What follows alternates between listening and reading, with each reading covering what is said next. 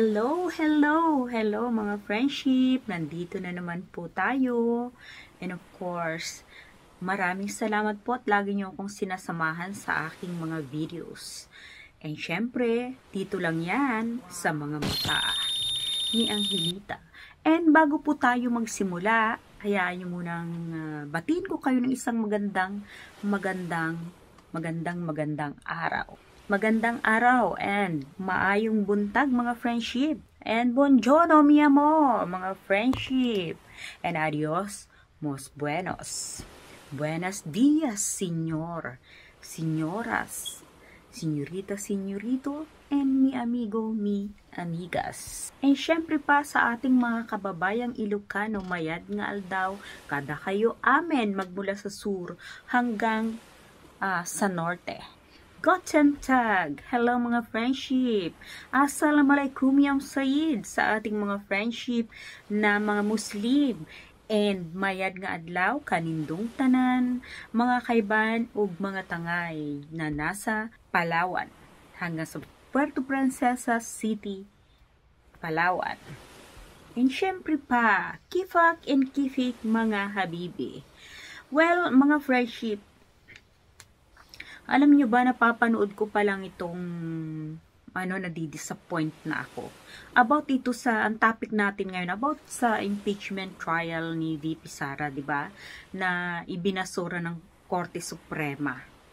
Talagang makikita natin na hanggang sa Supreme Court nando ng mga galamay nila. Talaga nga namang yung matabang isda napakahirap hulihin.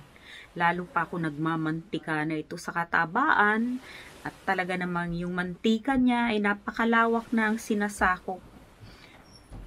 Ibig sabihin marami na nakikinabang sa mga mantikang yun. Di ba mga friendship? Kaya naman napakahirap nang mahuli ang isdang yun. Kasi napakaraming mga galagalamay na sa tabi-tabi. Hindi lang sa tabi-tabi, nasasakop na ang buong bansa ng puro galamay. Talo tayo dyan. Kawawa tayo dyan. Kahit ano yatang gawin talaga ng gobyernong tumatayo doon sa matuwid, kapag yata yung talagang magaling magbaluktot, sa matutuwid magaling baluktutin, so parang walang nangyayari. Di ba mga friendship, gano'n na lang yon. Well, magbibigay ho tayo ng opinion pa natin dyan at ilang mga comments. Panoorin po muna natin ito, ha? Let's watch this. Kasama natin ngayon yung Tindig Pilipinas at ibang grupo sa ilalim nito para kondinahin yung nangyaring pagbabasura, pagbabalahura sa ating konstitusyon kahapon. Yung nangyaring pagbaliwala sa separation of powers, yung nangyaring pagbaliwala sa sariling desisyon ng Supreme Court. At narito tayo para sabihin na ipagpapatuloy natin ang panawagan at paggigiit na panugutin dapat si VP Sara Duterte sa kanyang pang-abuso sa kapangyarihan at pagnanakaw sa kabanang bayan. At tayo nananawagan sa Senado at Kongreso na igiit ang kanyang karapatan at kapangyarihan na dapat ituloy ang impeachment trial. Kasabay nito, gusto natin ipaalala sa taong bayan na ang konstitusyon kahapon ay binali ng Korte Suprema na kanilang baguhin ang interpretasyon, na kanilang baguhin ang mismong House Rules, na kanilang baguhin ang mismong procedure ng impeachment para paboran ang isang nagnakaw at isang nag-abuso sa kapangyarihan.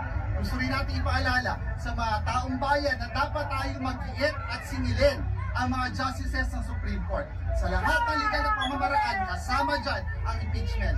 Then sino na lang ang lalapitan natin kung hanggang sa Korte Suprema nandun ang galamay ng Duterte? Natin na pwede palang tumakbo ang mga tiwaling opisyal sa gobyerno sa Korte Suprema at doon magtago sa mga procedural at technical issues. Nakita ng taong bayan na pag pala nangailangan tayo ng sandigan sa katarungan, hindi na pala yun ang Korte Suprema. Continue yung pag-hold accountable kay Sara Duterte sa iba't ibang mga legal processes. Kasama dyan yung patuloy na pag-file ng mga criminal complaints at iba pa mga civil cases dahil sa kanyang corrupt practices na ginawa nung siya ay nasa. Mga kababayan, magbantay po tayo. Ang nangyayari po muli ang tukhang, nangyayari po muli ang impunity. Kung dati ang impunity ay sa pagpatay na walang habang, ngayon po ang impunity at kawalan ng pananagutan ay sa pagnanakaw at pang-abuso sa kapangyarihan. Iba't ibang sektor ang kabataan, nandito nagpo-protesta doon sa nakita nating development sa kanso para i-convict si Sara Duterte dahil kagabi ay nag-release ng desisyon ng Korte Suprema. Sabi niya na unconstitutional impeachment proceedings, void ab initio ito, walang jurisdiction ng Senate in the first place. I understand your dismay, but let me assure you, this is not vindication for anyone. This is not exoneration. Walang naburang kasalanan, walang nalinis na pangalan. Teknikal ang desisyon.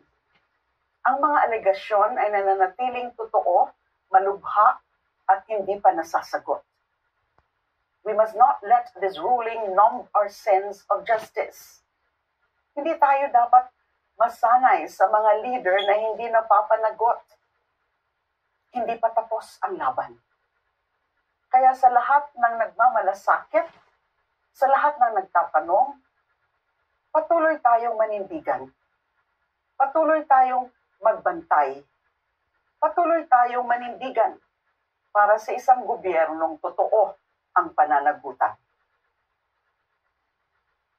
Motion for intervention dahil malapit nang magsimula ang session ng 20th Congress.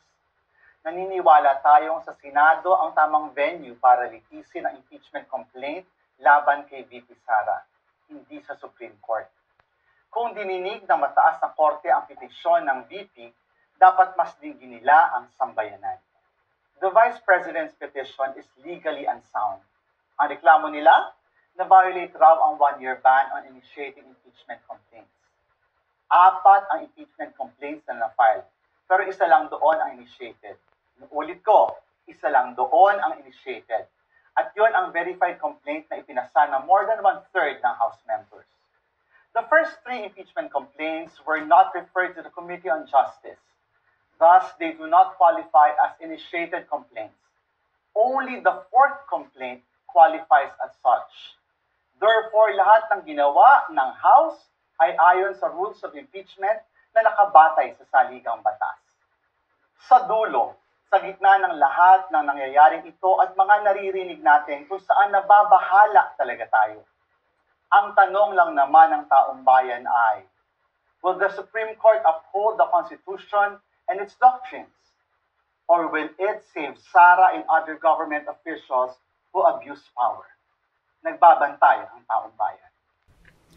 Well, mga friendship, nakakalungkot talaga, no? Nakaka-disappoint yung mga nangyayari ngayon. Kasi nakita naman ninyo kung ano yung decision ng Supreme Court, di ba? Talaga namang tama yung sinabi ni Representative Sindanya na hanggang sa Supreme Court talaga nandun ang mga galamay ng mga Duterte. Napakarami eh. Sa Senado pa nga lang eh, di ba? Sa Senado pa lang napakarami na. Ano pa kaya yung sa Supreme Court? Patay tayo dyan. Talagang nakakalungkot isipin. Bakit kaya ganun kapag yung mga matatabang isda, malalaking tao napakahirap talagang napakahirap. Para bang kahit anong gawin nila, okay lang. Tama. No? May kasalanan man sila, napakabilis lang, napapawalang sala.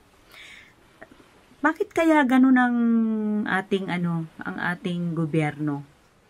Parang napakahirap mong makita ang katotohanan. Eto, kitang-kita na. Na kumbaga nasa harapan na natin, no? Alam na natin ang pagkakamali. Kumbaga kahit na nakapikit tayo, alam na natin at kitang-kita natin. Pero ano nangyayari? Ang nangyayari, ayan, napapawalang bisa. Walang nangyayari. Grabe. Samantalang yung mga pruweba, mga ebidensya, nasa harapan nila.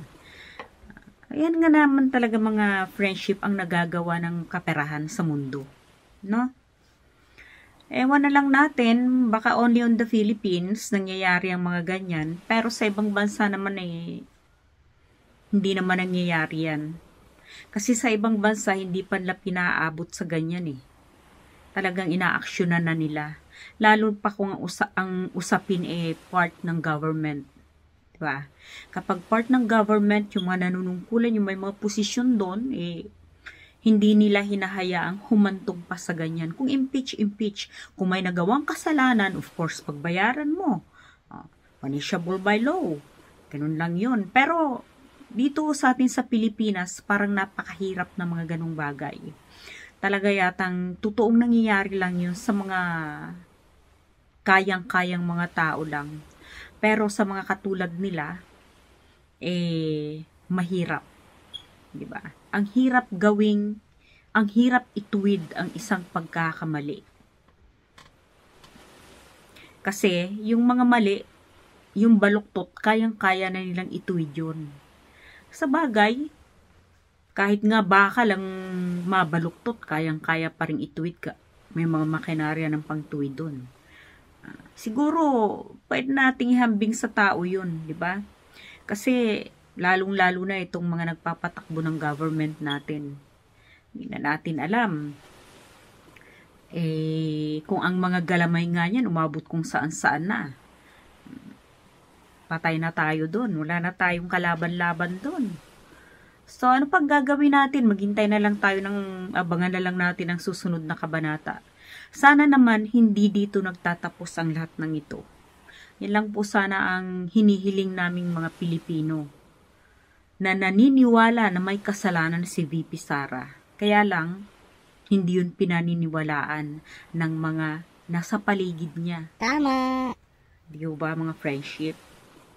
Sana naman magkaroon pa rin ng katarungan or may hope pa ba?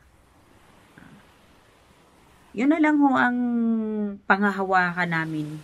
Kung may hope pa nga na mangyayari dito sa impeachment trial na to or wala na.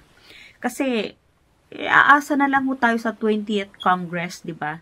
Kasi wala na tayong pag-asa dito sa Senate pa lang. Taob na Sa Supreme Court, lalo ng taob. Kung baga sa barko, talagang lumubog na, di ba? O sana naman pagdating sa 20th Congress, maiahon yun. Sana na nga lang, pero kapag walang nangyari, wala na talaga. Kawawa. Kawawa ang mga tao na umaasam ng katarungan. Ganun lang talaga yun. Well, mga friendship, hindi na muna tayo magtatagal and pagpapaalam na naman po muli tayo. Okay? And adios. Nos vemos. Tingasong buen dia. Arabaradichi mga friendship and samahan ninyo ako ulit sa susunod kong mga video. Dito lang yan sa mga mata ni Angelita. Bye-bye mga friendship!